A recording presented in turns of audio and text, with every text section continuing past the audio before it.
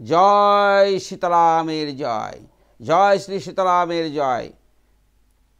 আমি অনন্ত কোটি সাধুগুরু বৈষ্ণবের শ্রীপাদ পদ্মে প্রণাম জানিয়ে ভক্তিকথা চ্যানেলে রামায়ণ গান আস্বাদন করাচ্ছি। হ্যাঁ, ভক্তিকথা চ্যানেলে রামায়ণ গান পরিবেশন করছি। আপনারা সাধন করুন। রাবণ বধে আজকের আলোচ্য বিষয় রাবণ বধ। হ্যাঁ, আজকের আলোচ্য বিষয় হচ্ছে রাবণ বধের দ্বিতীয় পাঠ। আপনারা সাধন করবেন। হ্যাঁ,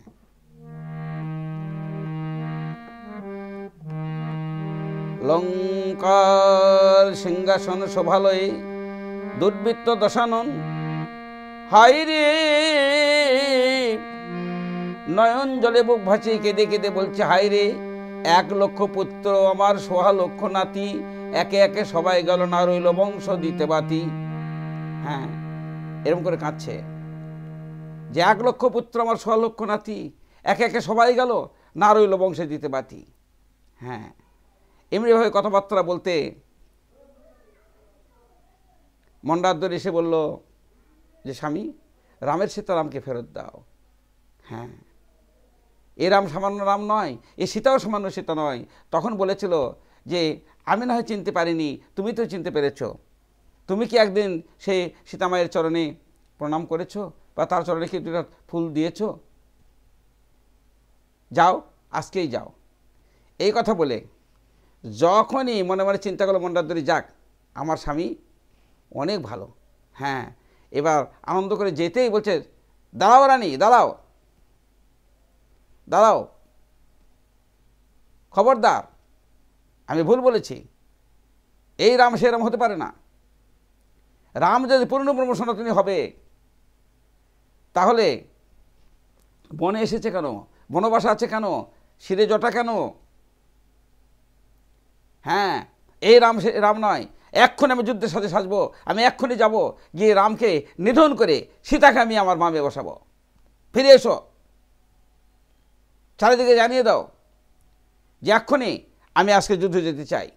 হ্যাঁ, আমি যুদ্ধের সাজে সজ্জিত হয়ে আজকে আমি নিজে যুদ্ধে যাব, দেখব ওই রাম আর লক্ষ্মণকে আমি নিজে হাতে নিধন করব। হ্যাঁ, তারপর দেখো আমি কি করি। যাও, তুমি রাজ্য মাঝে জানিয়ে দাও, ছোট বড় যত বীর আছে সবাই সেজে গুজে যেন আমার সঙ্গে যুদ্ধে যায়।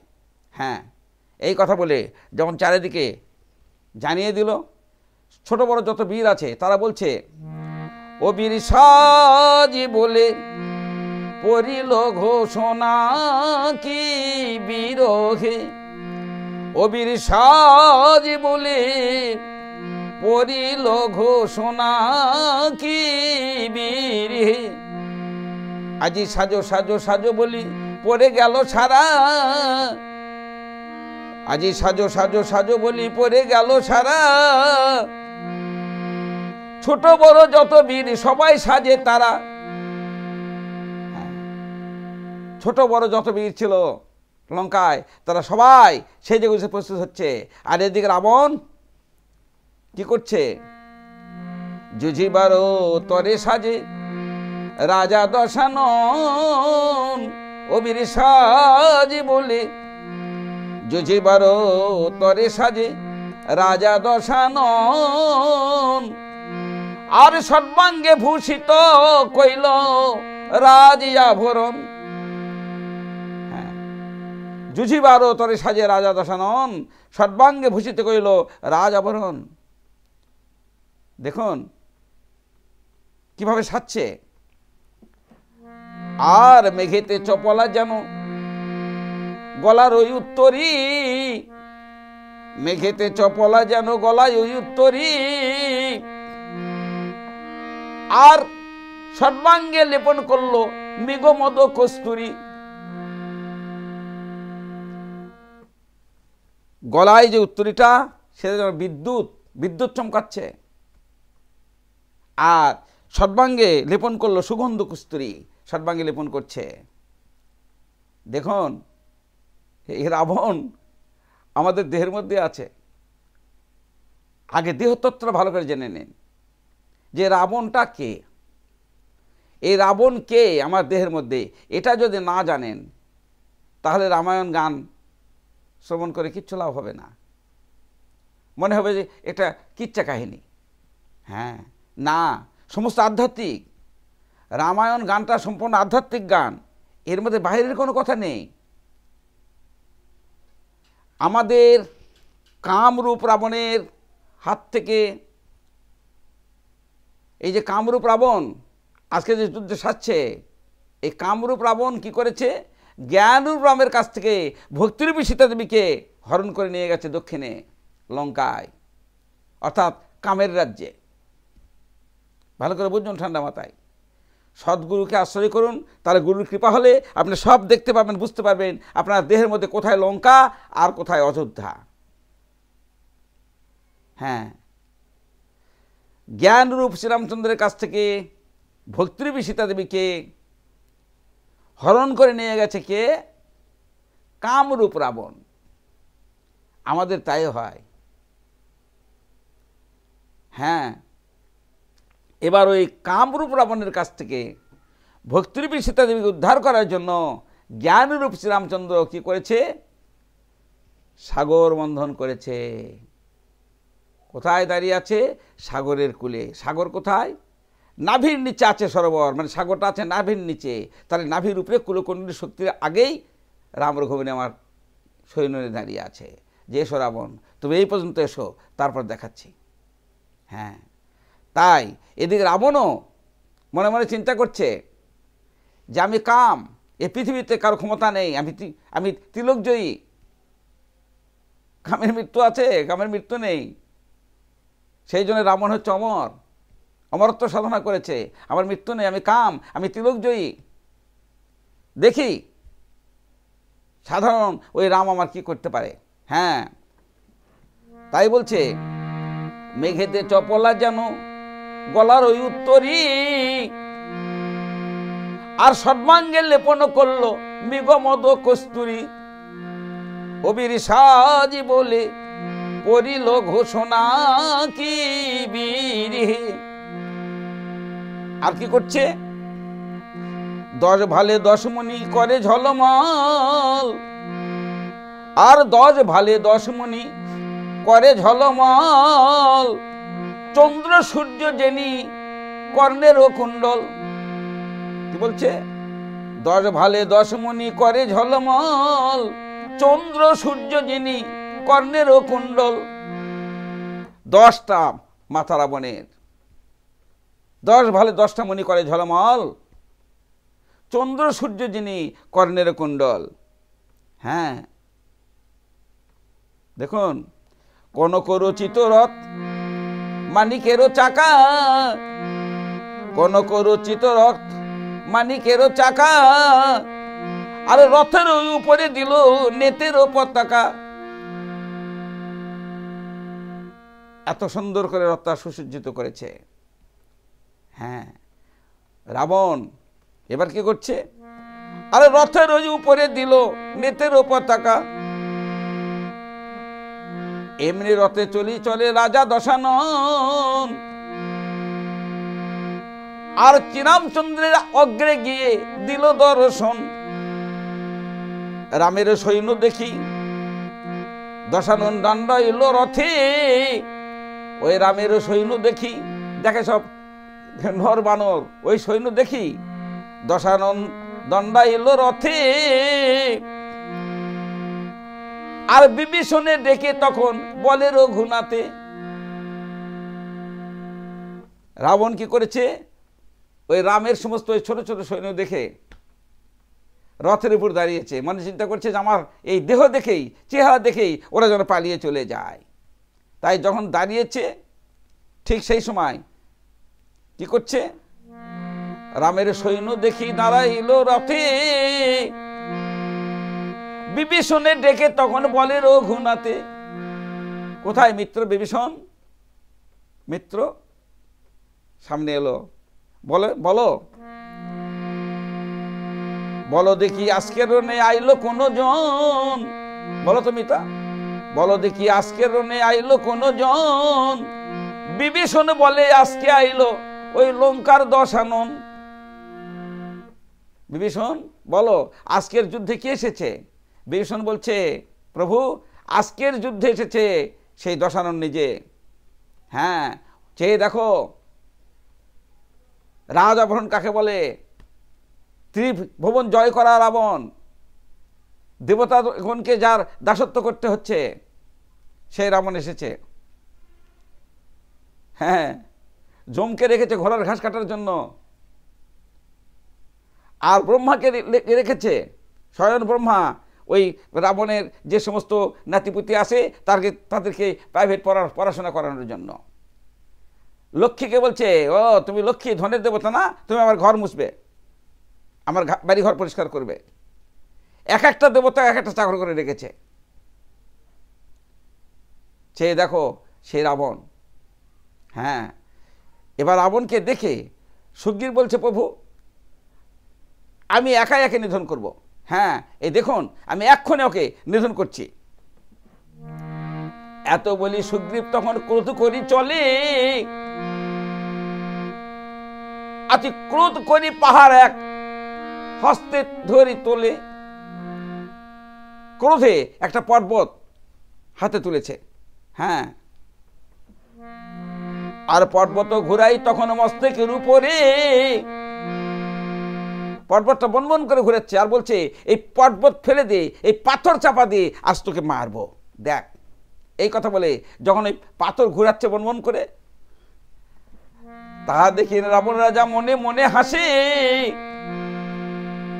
মরিবারও কেন এলে আমারও নিকটে। রাবণ রাজাকে দেখে মনে মনে চিন্তা করছে, তুই মরতে এলি? হ্যাঁ, তুই যুদ্ধ করতে এসেছিস আমার সঙ্গে? আগে তোকে মারি, দাঁড়া, আগে তোকে মারি, তারপর ওদের দুজনকে মারবো, ওই রাম লক্ষণকে তারপর মারবো, আগে তোকেই মারি। হ্যাঁ, দেখ 300 বাণ যখন ঝুরিল জুনুকে, রাবণ কি করছে একসঙ্গে 300 বাণ রাবণ ঝুরিল ধনুকে, গর্জিয়া মারিল বাণ ওই সুগ্রীবেরও বুকে। 300 বাণ একসঙ্গে ধনুকে যোজনা করেছে রাবণ। হ্যাঁ, 300 বাণ রাবণ জুড়িল ধনুকে, আর গর্জিয়া মারিল বাণ সুগ্রীবেরও বুকে। সুগ্রীবের বুকে যখন বাণ মারলো, তখন বাণ খেয়ে সুগ্রীব তখন ঘুরি ঘুরি বলে, ওই বানাঘাতে সুগ্রীব তখন ঘুরি ঘন বলে, আজ ভাগ্যেতে বাঁচিল প্রাণ পূর্ব পুণ্য ফলে। ওই রাবণের বানাঘাতে সুগ্রীব ঘুরতে ঘুরতে ঘুরতে ঘুরতে বলছে, বাবা হ্যাঁ ভাগ্যে বাঁচলো প্রাণ ওই পূর্ব পুণ্য ফলে। না না না না, পালাই পালাই পালাই পালাই। হ্যাঁ, এই কথা বলে সুগ্রীব যখন পালিয়ে গেল, ওই দেখে এবার সুগ্রীব পালালো, দেখে পালালো বানর, সমস্ত বানর দল ওই সুগ্রীবের পিছে পিছে দৌড়ে দৌড়ে পালিয়ে যাচ্ছে। সুগ্রীবের পালানো দেখে পালায় ও বানর, এবার ক্রোধ করি ধনু হাতে নিল রঘুবর। ওরে ক্রোধ করি ধনু হাতে নিল রঘুবর। সুগ্রীবকে যখন সমস্ত বানর সেনা যখন পালিয়ে যাচ্ছে, এবার রাগ করে রামচন্দ্র নিজেই ধনুক হাতে নিয়ে দাঁড়িয়েছে। যখনই রাম নিজে ধনুক হাতে নিয়ে দাঁড়িয়েছে, আর তখনই লক্ষণ এসে হাত জোর করে বলছে, দাদা আমি থাকতে তুমি কেন, দেখো চক্ষুর নিমিষে আমি রাবণকে নিধন করব। হ্যাঁ, আমাকে সুযোগ দাও দাদা, তুমি বসে দেখো আমি কি করে রাবণকে মারি, আমি রাবণকে মারব।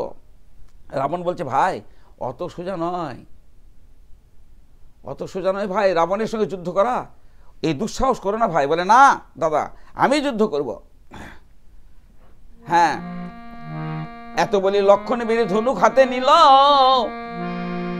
এত বলি লক্ষণ বীর ধনুক হাতে নিল, সিংহেরও গর্জনে বাণ আকাশে ছাড়িল। এবার অমর্থ সমর্থ বান বান কর্ণ রেখা, চোখো চোখো বান মারিছে যার যত শিক্ষা। যার যত শিক্ষা সেই বান মারছে। হ্যাঁ, এইবার 300 বান রাবণ একে সঙ্গে ছাড়ে, আর বানাঘাতে জর্জরিত করলো লক্ষণের শরীরে। 300 বাণ রাবণ একসঙ্গে মেরে দিয়েছে, আর সমস্ত বাণ এসে লক্ষণের অঙ্গে লেগে ঝরঝর ঝরঝর করে রক্তপাত হচ্ছে। হ্যাঁ, তাহা দেখি ক্রোধ করি শ্রীরাম কোমল লোচন, ধনুক হাতে নিয়ে এসে দাঁড়ালো তখন। এবার ধনুর্বাণ হাতে নিয়ে দাঁড়িয়ে বলছে যে রাবণ, আমি একদিনের যুদ্ধে তোমাকে মারবো না, কেননা তোমাকে যদি আগে মারি তাহলে কিছু কিছু রাক্ষস থেকেই যাবে। অতএব রাবণ, তোমাকে আমি একদিনের যুদ্ধে মারবো না। হ্যাঁ, আগে তোমার যত রাক্ষস গণ আছে সবাইকে আগে এক এক করে নিধন করব, তারপর আমি তোমাকে মারব। হ্যাঁ, আগে তোমার সমস্ত রাক্ষস কুল ধ্বংস করব, একে একে সবাইকে মারব। হ্যাঁ, বলে না, আজকে আমার সঙ্গে যুদ্ধ করো। তোমাদের দু ভাইকে, হে জটাধারী রাম, কত শক্তি তুমি ধরেছ, দেখি আমার সঙ্গে যুদ্ধ করো। হ্যাঁ, যদি আমার সঙ্গে যুদ্ধ করতে পারো তো বাঁচতে দিলে তবে তো তুমি আমাকে মারবে। আজকে তোমাদের দুইজনের মৃত্যু আমার হাতে, আজকে তোমাদের দু ভাইয়ের মৃত্যু আমার হাতে। দেখো, এই যে আমি ধনুকে দিলাম টঙ্কার। রাবণ যখন ধনুকে টঙ্কার দিল, রাম তখন কি করলো? ওরনে দাঁড়ালো রে রাম রঘুমুনি, ওরনে দাঁড়ালো রে রাম রঘুমুনি। এত বলি দুই দলে হইল গালাগালি, আর গালাগালি মহাযুদ্ধ দোহে মহাবলী। গালাগালি মহাযুদ্ধ দোহে মহাবলী। অমর্থ সমর্থ বান বান কর্ণ রেখা, চোখো চোখো বান মারিছে যার যত শিক্ষা। এমনি ভাবে যুদ্ধ হচ্ছে। যুদ্ধ হতে হতে আর রণস্থলে নিজ মূর্তি ধারণ করিল। এবার রণস্থলে নিজ মূর্তি ধারণ করিল, চিচরণ ভরে লঙ্কা করে টলমল। আর চিচরণ ভরে লঙ্কা করে টলমল। রোধ হইল চন্দ্র সূর্য গমনাগমন, দিবারাত্র সপ্তাহ বিচ্ছেদ না হিরণ। রোধ হইল চন্দ্র সূর্য গমনাগমন, দিবারাত্র সপ্তাহ বিচ্ছেদ না হিরণ। হ্যাঁ, পূর্ণ ব্রহ্ম সনাতন যখন দেখিল, ভয় পেয়ে রাবণ রাজা পালাইয়া গেল। রথ নিয়ে রাবণ যখন পলায়ন করিল, স্বর্গ হইতে দেবগণ পুষ্প বৃষ্টি বর্ষণ করিল। রথ নিয়ে যখন রাবণ রাজা পালিয়ে চলে গেল, স্বর্গ থেকে দেবতাগণ পুষ্প বৃষ্টি বর্ষণ করছে, আর বলছে ওরে ওই দেখ দুর্বৃত্ত শাসন পালিয়ে যাচ্ছে। এ সময়ে একবার মুখে রাম নাম বলো রে, যদি ভব পারে যাবি রে। একবার মুখে রাম নাম বলো রে, যদি ভব পারে যাবি রে। আরে এমন না মেরো গুণ কি দিব তুলনা রে, যদি ভব পারে যাবি রে। এমন নামের গুণ কি দেব তুলনা। দেখো পাশানোমা নব হলো কাষ্ঠের তরি সোনারে, যদি ভব পারে যাবি রে।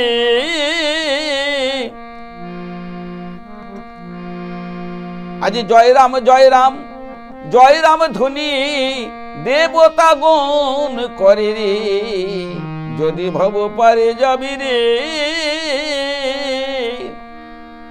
জয় রামের জয়, জয় শ্রীরামচন্দ্রের জয়, জয় শ্রীরামচন্দ্রের জয়।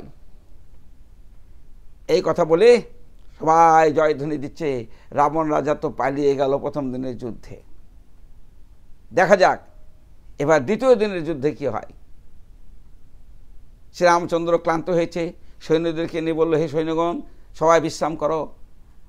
হ্যাঁ, সবাই বিশ্রাম করো, যুদ্ধে সবাই ক্লান্ত হয়ে গেছো, সবাই বিশ্রাম করো। এমনিভাবে রাবণের মতো রাবণ চলে গেল লঙ্কায়, আর রামচন্দ্র সৈন্যদেরকে নিয়ে সাগরকূলে অপেক্ষা করছে। রাবণ, কতক্ষণে তোমাকে পাবো, কতক্ষণে তোমাকে পাবো।